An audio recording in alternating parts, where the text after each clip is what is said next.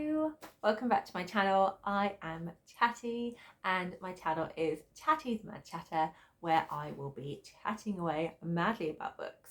And today is another one shot, no edit, all my thoughts on Quicksand by Nella Larson. Cheers. If you want to know why I am not editing my videos, I have an explanation of the changes to my channel, which I will put up here. So I'm giving you all my thoughts on Nella Larson's Quicksand today. It is an adult classic and was written in 1928. It is quite a short book. This is the bind up of all her works, and this is Quicksand here. In this bind up, it is 124 pages, but in the edition where you just buy it singly by itself, it is 192 pages, and this is just a little bit kind of taller than the average book. But either way, it is a short, oh, there goes my bookmark. It is a short read, and I read it all in one sitting. So this book deals with a lot of themes of identity, and within that it really explores like finding your place in the world. So to do with culture, status, colour, family and friends. Sorry, I have all my notes here, so I am going to be looking down to make sure I say everything I want to say and don't go off on a tangent. So those are all the themes that are explored in this book. It's such a powerful short, I suppose you'd call it, like it's like a novella like size, but it is really, I really loved the feeling, the writing. I really felt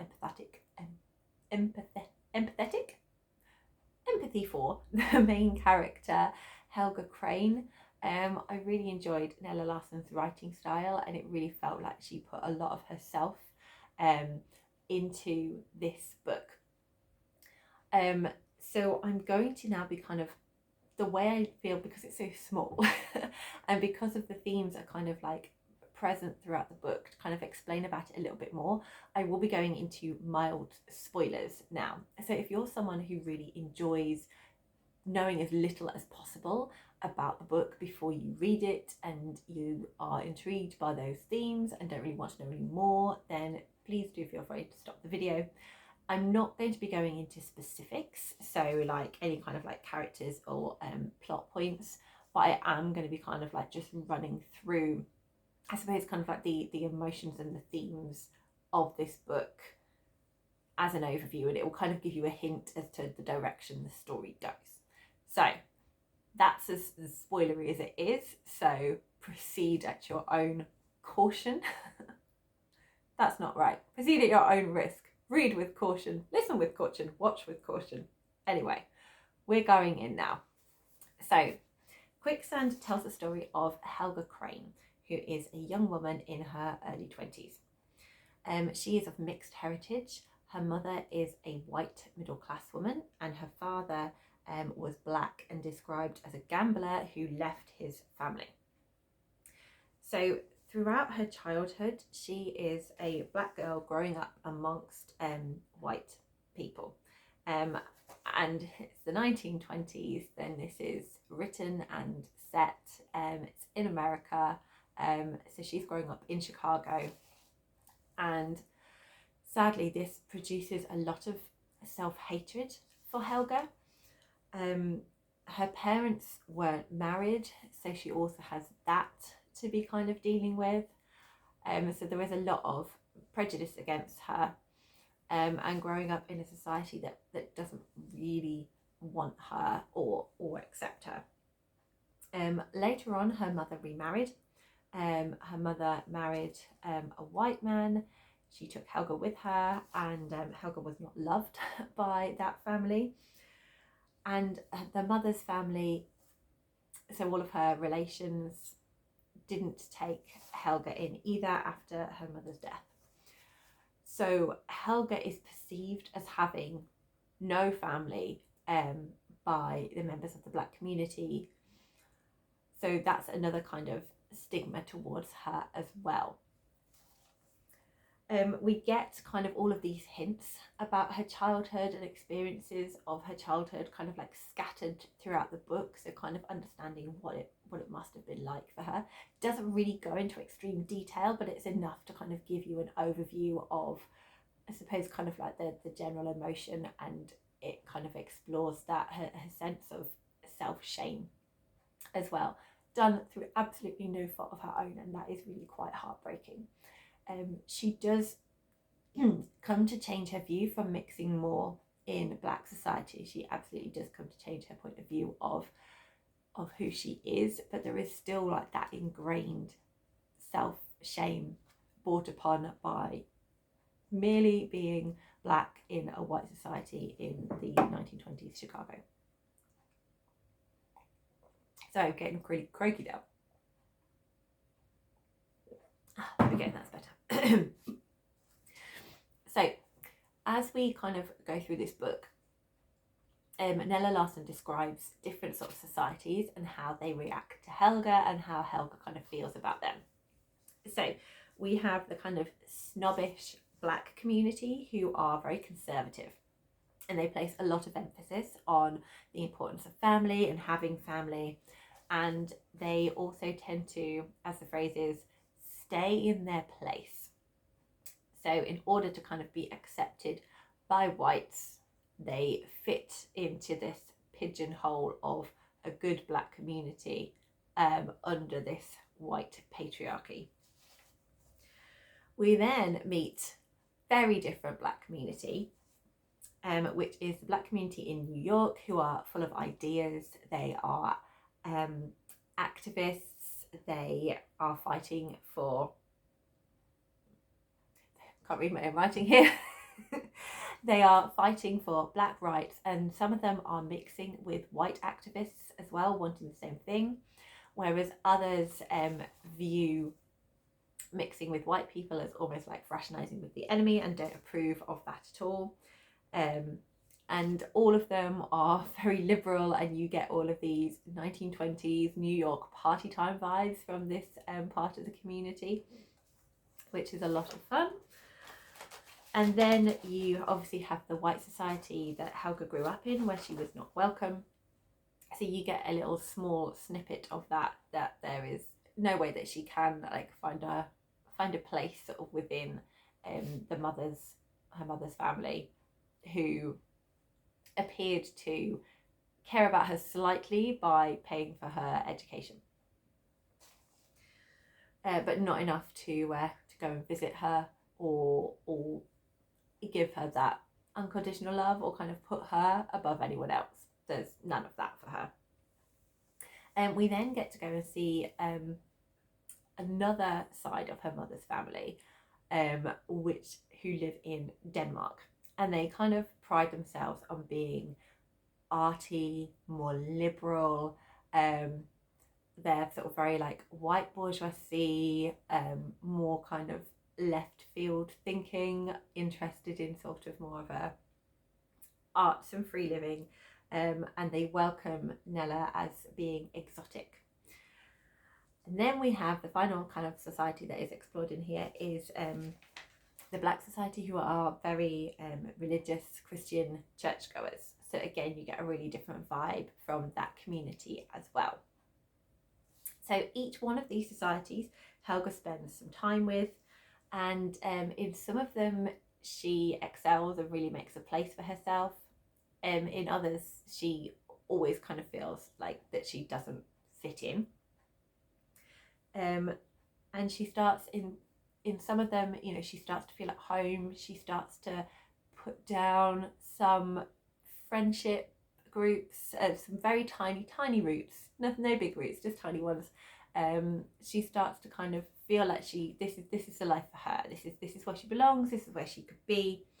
But as time goes on, she starts to feel a bit more dissatisfied, and she gets quite irritated by the people around her, and kind of disillusioned with the limitations of that particular viewpoint, and then feels like she doesn't fit here. Like it's still not a place that is going to welcome her. So this kind of struggle of finding a place for herself is kind of a lot about what the book's about. It's really hard for her to find a place. For someone who is of mixed heritage, so a black woman with light skin who has some white relations, no black relations.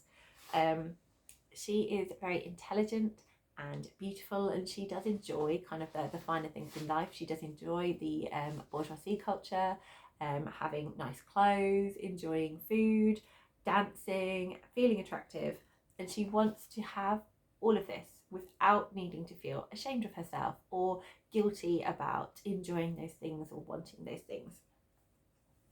But she never quite manages to find any sort of open, honest or trusting love, whether that is platonic, whether that is familiar, or whether that is romantic.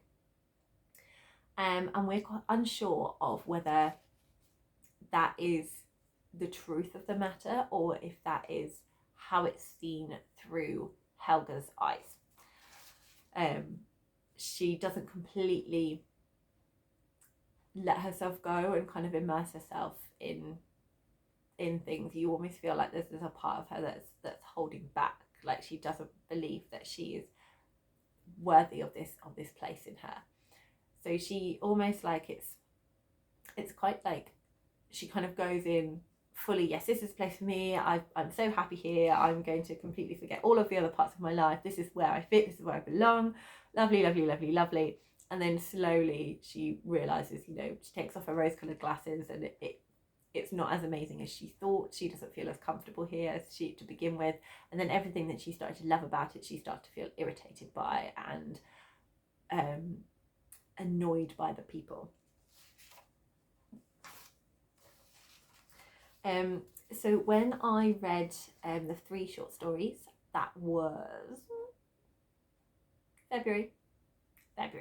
So I read the 3 short stories in this bind up in February, and I kind of felt that this wasn't what Nella Larson wanted to write about. I felt this was her kind of exploring her writing prowess, wanting to get published. This Quicksand is what she wanted to write about. Quicksand it just feels so heartfelt. It feels really personal that she's put so much of her own kind of heartache and grief and loneliness and dissatisfaction with society into Quicksand. And it just feels so like organic and beautiful. Yeah, it really kind of like, you feel that the struggle that Helga is going through is possibly things that Nella Larson herself also went through. Helga in this book really holds the reader at a distance. I really like her character. I really want to adopt her and take care of her. She wouldn't want me to. She's far too independent.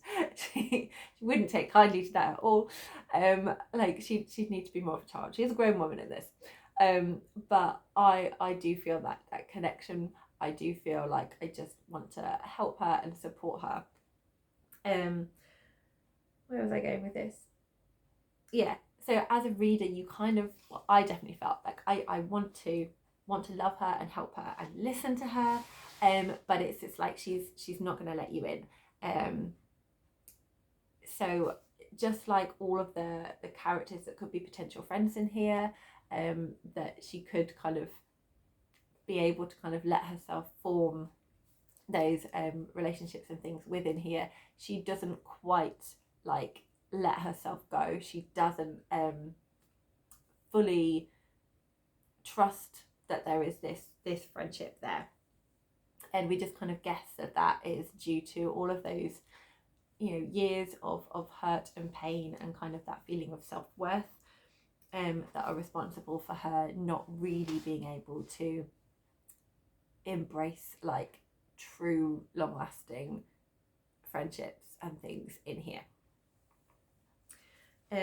So we do kind of get hints of themes of trauma and mental health, and the psychology of not trusting that you'll get unconditional love, and that you are worth that love.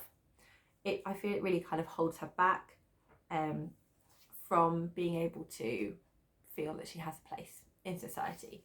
Like, she just kind of holds these feelings in herself. Like, there's only a couple of moments where she kind of confronts that with an actual person and voices what she thinks. But generally it's like she just kind of slowly lets go and kind of fades away and decides she needs to go somewhere else. She doesn't really kind of let anyone in to how she's feeling, or talk about it, or open up, or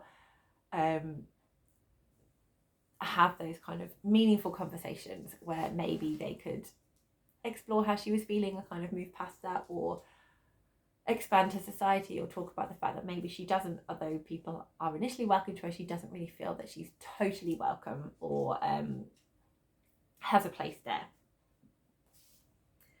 And also I think there are definitely societies that aren't ready for her. They're not ready to embrace all the sides of Helga Crane. She never, I think, fully is able to be herself. She's always kind of holding back something. I think probably one of the moments that the first society she is most truly herself, but that one she never totally got accepted in. She was always kind of seen as a bit of an oddity, or a bit of a, oh, what's the word? Kind of almost like dynamite waiting to explode. Not the same as other people. Whether there were people in there that appreciated that and loved that about her, we never really got to see, because by that point, you know, she's like, this isn't for me, I'm going. And we do really feel like that the voice of Nella is coming through here when she is kind of like reacting or relating to how Helga is feeling within those societal moments. So the snobbish black community who are not fighting against the place that the white people kind of give them.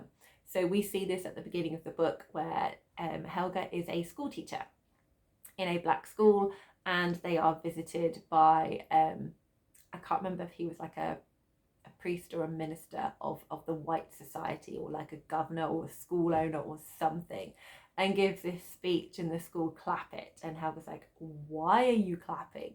He's literally just told us that we're being good black people, not causing any trouble, and we shouldn't educate ourselves too much and get too high above us, because we're always going to be second citizens, and well done all of you for knowing your place.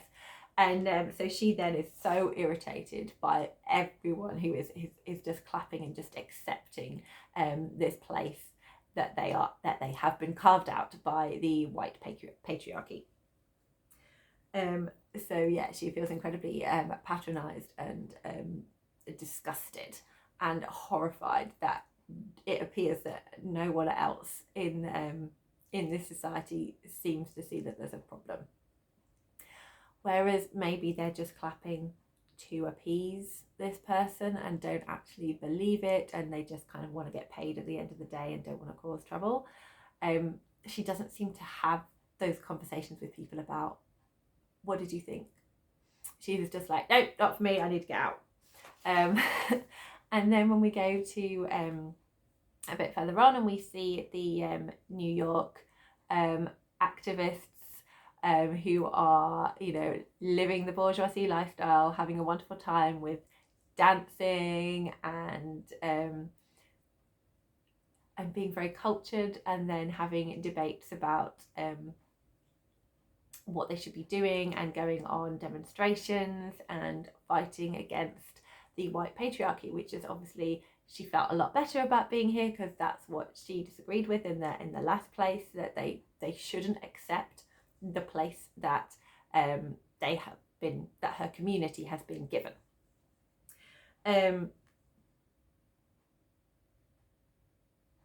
Sorry, I'm just trying to remember what point I had here next. I can't read my own writing on my notes, which is not helpful. Yeah, so but what she starts to to point out and notice is that actually, although these black activists are fighting for black rights, she also feels they're quite hypocritical. So a lot of them who don't mix with the white activists or white society, who see them as the enemy, are kind of aping their culture. So they are loving the white bourgeoisie lifestyle and music and books and all of that kind of like cultural things. They tend to prefer the white ones over the black ones because that seems to kind of fit their vibe more, rather than looking at the black roots and thinking about the black authors and music that has a very different vibe to the white ones that they are enjoying. So she feels very much that despite all their talk of trying to push for black rights, they aren't appreciating their roots and the culture they came from, and it's almost like they're distancing themselves from it. So she kind of starts to take a problem with that they should be kind of promoting that part of themselves, whereas actually they're suppressing it, and almost like trying to act like the white people that they despise.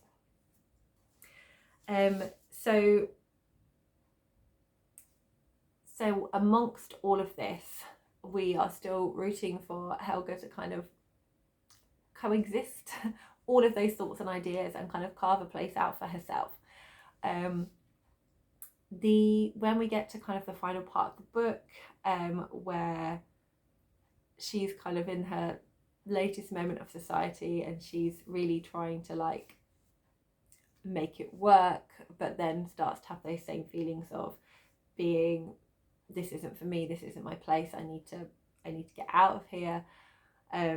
It's really, again, powerful and heartbreaking that you just see this same cycle repeating itself. And the ending is very impactful, and it's very purposeful, and it's there to get a reaction from you, and it works. I've kind of kept, I think I will always kind of keep Helga with me as almost like a literary sitting on my shoulder kind of character, still looking for her place. And that just kind of feels so, it really does feel very tragic, and it's so thought-provoking, and sadly it is still very relevant about that whole concept of identity, of where do you fit in when you don't feel fully part of anything, when you feel like you're not white, you're not accepted by some of the black people, and it is just such a really interesting concept, is so the wrong word, it's not human enough for that, but I just absolutely feel that this was kind of like what Nella Larson experienced a lot, and like she's just poured it all out into this book, and it is beautiful and amazing. I really enjoyed the writing, it was just so heartfelt, and I did have to check myself. So as a white reader, I have definitely got ingrained habits of what society has kind of taught me to expect when reading or just when experiencing things. And there were a couple of characters there I pictured as white when they were actually black, to start off with. So then I had to go back, reread, and rechange the images in my head, because I'm so used to like having that kind of expectation of white people as the norm in literature, and when a character comes into a book who is black, it says they're black in the description or something to kind of do that, and you didn't get that in here, you just had characters. So I definitely had to check myself and think, oh no, I why did I think that? Why was I presuming that they were white when it totally makes more sense for them to be black on reflection? So there were a couple of these. There was a school teacher who I really think could have been like a friend if she'd kept that, if she'd kind of been more open with her. Anyway, she was called Margaret. So you say the word name Margaret to me, I immediately think of someone who's white, because that's how my brain has been programmed. And it wasn't until I kind of read a little bit more and Helga is talking about, oh, it's such a shame that she's just let her beautifully natural hair just be kind of like slicked back and then look greasy, when she should just let it flow in this wonderful, beautiful, natural style. And I was like, oh, okay, yep. Why would there be, why would I automatically presume that she's white just because she's called Margaret? So it really did make me check myself. Also, like, you know, why I thought there'd be a mix of white and black teachers in the school when this is the 1920s and things were still very much segregated. Another character, Helga, then kind of gets employment as a companion to this woman who is going out across the place to make speeches. And again, seeing the kind of woman employing people, I presumed she was white. And then I was like, why would I presume that as well? Of course, you know, black people in the 1920s who are, you know, they'd got society, they had been able to, like, you know, be cultured, intelligent, you know, they were allowed to do all those things at this point in the more liberal states such as New York, and were able to work their way up the ladders of education and be able to go and do a certain amount of things that they wanted to do. And of course, having a companion, it makes more sense that it would be they would be of the same identity. So again, I had to check myself and be like, why did I presume she was white? So I did find that really kind of fascinating for me, and a little personal journey for myself to not presume colouring on people. Also, I really loved that character whose name I totally can't remember, but I think she was one of my favourite side characters. I'm going to see if I can find her name. Oh yeah, there we go. No. Yes, Mrs. Hayes Raw. I did very much enjoy Mrs. Hayes Raw. I think she's my favourite after Helga in this book. It would nice to have been seen more of her, but obviously, you know, Helga goes through certain lifestyles and changes. Yeah, anyway, so I really did enjoy this book. It really made me think. It made me be very reflective. It was so thought-provoking. It was so heartfelt, and I really can't wait to get to the final thing in here, which is Passing. And that is the book that made me seek out Nella Larson in the first place. I just heard Olivia from Olivia's Catastrophe talking about passing, and I thought it sounded amazing. So I'm so excited that I've still got that to come. So yeah, I do recommend reading Nella Larson's Quicksand if you any of those themes in there feel like they would work for you, if you enjoy a classic. And I just think it's a really interesting insight into life in the 1920s for someone who is mixed of white and black and just not finding their place in there. So this was a beautiful read. Thank you so much for watching. I hope I didn't lose you amongst all of that. Let me just check my notes. Have a lovely time reading today, and I will see you soon in another video. Bye.